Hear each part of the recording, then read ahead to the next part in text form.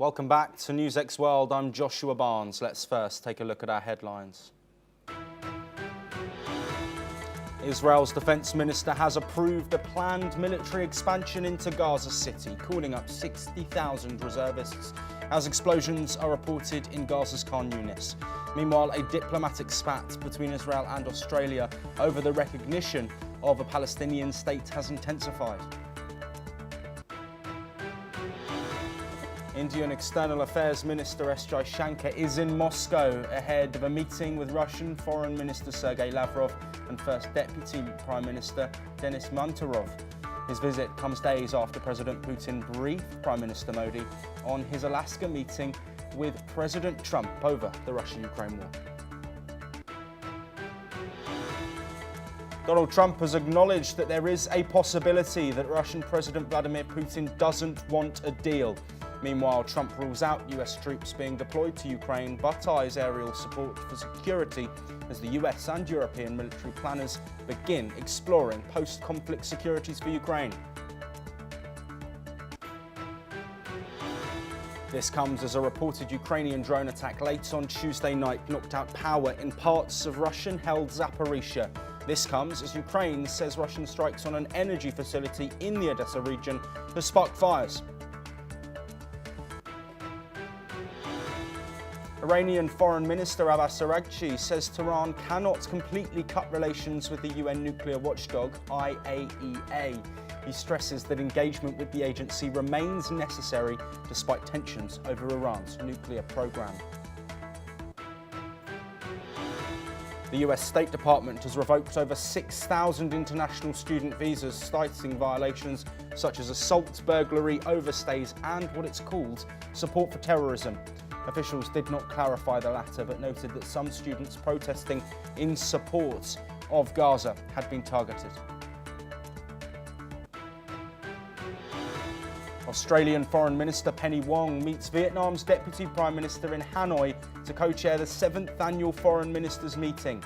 The visit comes just months after Wong's reappointment, showing Australia's strong commitment to deepening the comprehensive strategic partnerships in the face of growing Chinese influence. And Pope Leo XIV has urged Catholics and people of all faiths to fast for peace in Ukraine and other war-torn regions.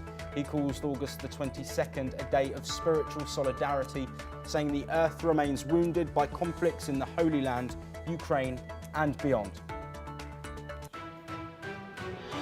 But we start this hour in the Middle East, and Israel's Defense Minister Israel Katz has approved a military plan to conquer Gaza City and authorised the call-up of 60,000 reservists, as confirmed by his ministry.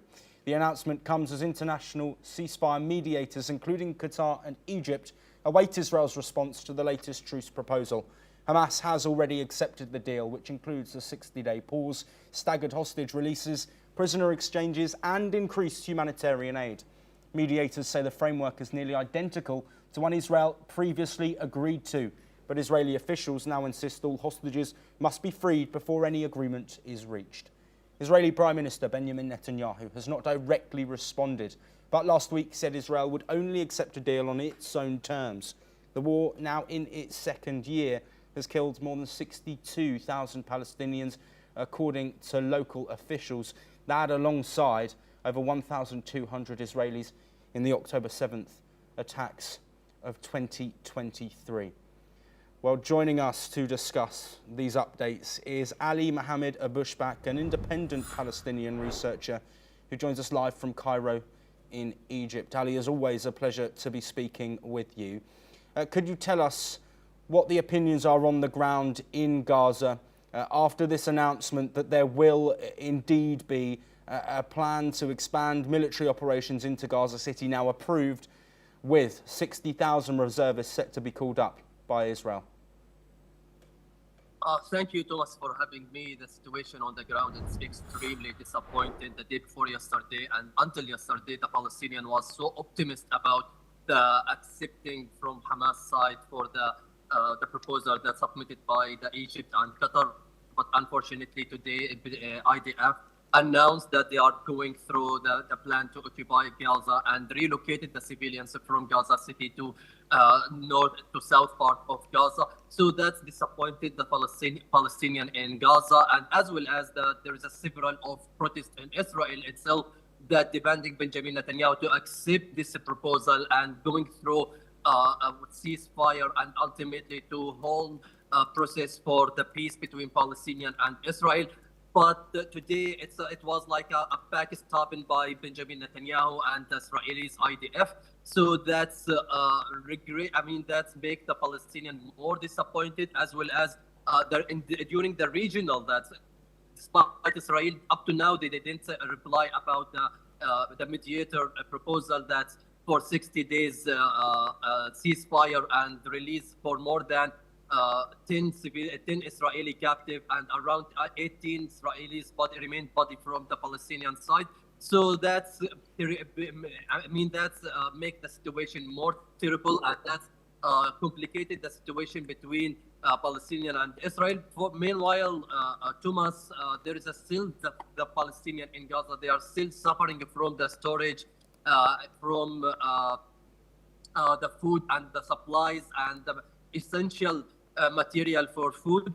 Unfortunately, up to now, we are waiting for the response of which no one optimist about the response after the recalling for the reservists from the Israeli soldiers. I guess also there is still some disagree in the Israeli community with regard to 60,000 of Israeli reservist soldiers that the Israelis religions Haredim they didn't accept the reservists from the and also to be with the Israelis army in this phase of the conflict. On the ground, it's really complicated and make the situation more terrible and terrible. Thomas. Yes, Ali, absolutely. Of course, apologies for any network issues there. Ali, I do want to look at the situation that is at play. Israel say that Hamas need to release all the hostages. We know that Benjamin Netanyahu has been calling for the disarmament and disbandment of Hamas as well. What is stopping Hamas giving back all of these hostages and making commitments to disband in the face of a potential further humanitarian crisis that could be at play in Gaza City in the coming days and weeks? Thomas, the thing is the proposal that Hamas recently accepted, it's aligned with the Witkoff proposal that submitted last 2 months. It's completely, there is no change in this proposal. Benjamin Netanyahu is trying to buy the time by denying in response, and Israel Benjamin Netanyahu is talking about the comprehensive change, and Hamas is looking for a guarantee to stop the war with Israel. It's not related to the Israeli captive, and this Israeli's operation in Gaza and reoccupying Gaza. It's very clear for the Israeli community that Benjamin Netanyahu is not caring about the life of the Israeli captive. So this kind of policy that Benjamin Netanyahu is trying to apply, it's clear for everyone. Benjamin Netanyahu has a politician purpose for this operation and reoccupying Gaza. It's not related, and the significant aim for the war, it's releasing the hostage. Is Hamas ready to release the hostage according to the dialogue and talks? So why Benjamin Netanyahu doesn't accept? He's just only thinking about the militant pressure, and it's about putting Hamas in the militant pressure, which if we will look about more than 200 Israeli civilians have been captive in Gaza. So Israel couldn't release one single of them by military pressure. It's all by negotiation and by talk. So, and more than 60 they are releasing for humanitarian purpose from the Palestinian side. So it's very clear there is no way to release the hostage with under the militant pressure. It's only by the talk, and it's by negotiation, and this is very clear for all. Also, international community support the talk, support the negotiation, and it's everyone. It's condemn the militant and the militant pressure. Also on the ground, Israel using the food as a weapon in Gaza. So, which all the international community and the human rights organization deny it, and sorry, all the human rights organization, they are condemning using the food as a weapon, Thomas. Yes, Ali, thank you ever so much for your time and insights. Of course, we expect further reactions and conversations around this planned military offensive and continuing diplomatic efforts. We'll bring all of those to you here on NewsX World. But let's now shift from war in Gaza to war between Ukraine and Russia. Ukrainian President Volodymyr Zelensky says that Russia has struck a gas distribution station in the Odesa region. The strike injured one person, reportedly setting off a major fire at a fuel and energy facility. Officials also reported damage to port infrastructure in Izmail. In the north, emergency crews responded after an overnight Russian strike on the city of Okturka in Sumy. 14 people were reportedly injured. Ukraine has hit back, destroying 2 Russian ammunition depots and stepping up attacks on Moscow's energy network. Meanwhile, Russia says it targeted refineries, depots and drone workshops, claiming to have downed 117 Ukrainian drones. Ukraine says it intercepted 230 drones and several missiles. This conflict is increasingly focused on energy sites and civilian areas, with both sides escalating their aerial action. Joining us to discuss this development, Stephen Nagy, Professor at the International Christian University, who joins us live from Budapest. Stephen, a pleasure to have you on the programme. Let's look at these strikes, of course, coming as diplomacy is continuing in this war that is not stopping on the battlefields. What's the significance of both Russia and Ukraine continuing with their strikes and targeting key infrastructure like energy sites? Thanks, Josh, again for having me. I think it's really important for us to understand the sequence of these events. Of course, President Trump met President Putin in Alaska. The summit came to an end without any kind of agreement of where the two sides are going to go forward. On Monday, we had European leaders join President Zelensky in the White House to discuss about the future of where we're going. And I think that Russia's attacks are very much a continuation of this story, providing a poison pill in terms of where peace negotiations are going forward, understanding clearly by attacking Ukraine, Ukraine had no choice but to retaliate, creating no conditions to move forward on a ceasefire or a peace agreement. This is a playbook by Russia, by the Putin elite, and this will continue to be the case because their fundamental demands are maximalist. They want to use Ukraine as a buffer state, and they don't really care if Ukraine is broken, corrupt, inclined towards Russia, as long as it's not inclined towards the West, the United States, or part of NATO or the EU. Stephen, both Russia and Ukraine say that they don't target civilian infrastructure in these strikes, but Russia again striking the Sumy region and 14 people being injured according to Ukraine. Could this attack, if it is on civilian infrastructure and is confirmed, could this have any impact on Donald Trump's stance after, of course, supporting a growing relationship between himself and Vladimir Putin? Well, President Trump has shown himself to have the incredible ability to be the enemy of one individual one day and the friend of the same individual the next day. We saw this after the February meeting with Zelensky, where he was denigrated in public at the White House, and then a few weeks later they came to a tete-a-tete where they demonstrated much more affinity towards each other. In this sense, I think that President Trump is the most unpredictable leader that we've had in decades, if not longer, and his ability to pivot towards Russia or away from Russia really is without precedent.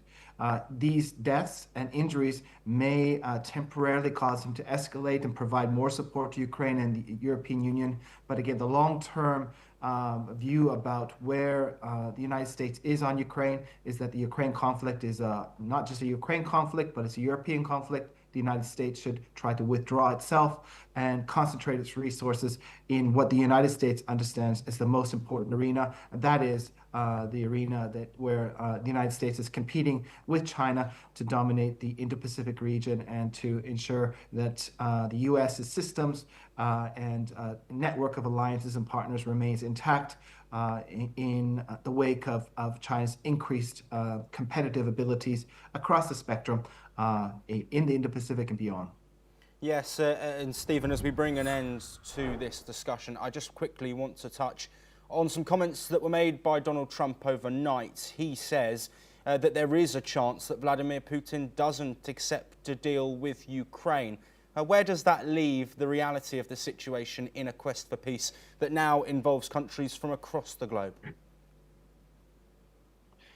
This is the unfortunate reality, I think, of where the Russian position is. It has a maximalist position. It sees the Ukraine conflict through its relationship with the United States and trying to come to an understanding of a broader security arrangement between Russia and the United States that includes Ukraine as a buffer state between the EU and Russia. This position has not changed. It has not changed in a year, 3 years, 5 years, 10 years, or 20 years, and it will not change. In this sense, I think that we are at a standstill, that we're not going to see any progress over the next months, perhaps even longer, until Russia starts to really feel the sanctions, starts to feel energy resources being, and the income that comes from those being cut off. And it will be that starting point where Russia does come to the table and start thinking about what is the best deal it can get with Ukraine, the United States, and the European Union. It's not an optimistic view, but I think it's a realistic view of where we're headed. We should watch where China fits in this position. Will it continue to support Russia? Will it continue to try to benefit from that relationship? Or will China pivot towards the United States temporarily to get some trade relief to keep its economy alive? There's so many questions here.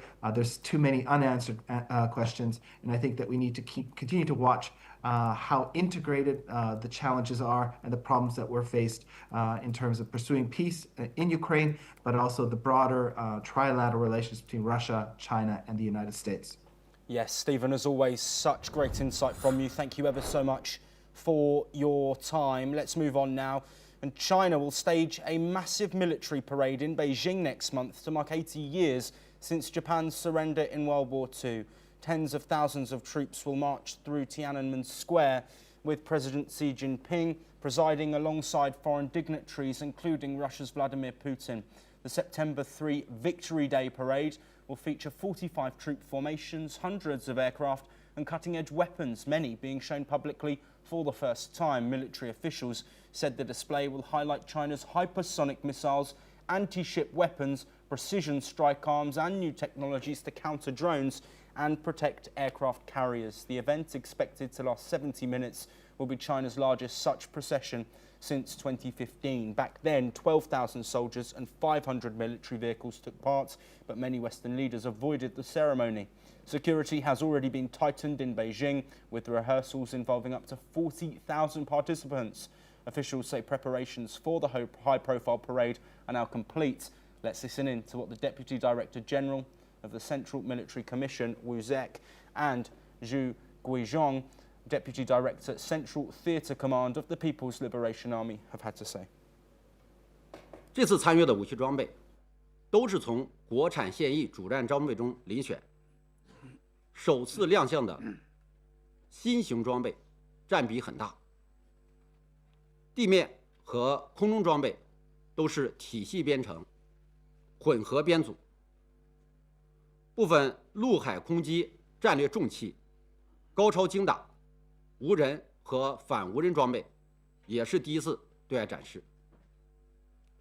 充分彰显我军捍卫国家主权、安全、发展利益以及维护世界和平的强大能力。阅兵动用上万人、上百架飞机、数百台武器装备，要实现整齐划一、精准协同、米秒不差，如同组织一场战役。整个阅兵的筹划准备和组织指挥，需要科学的训练和周密的保障。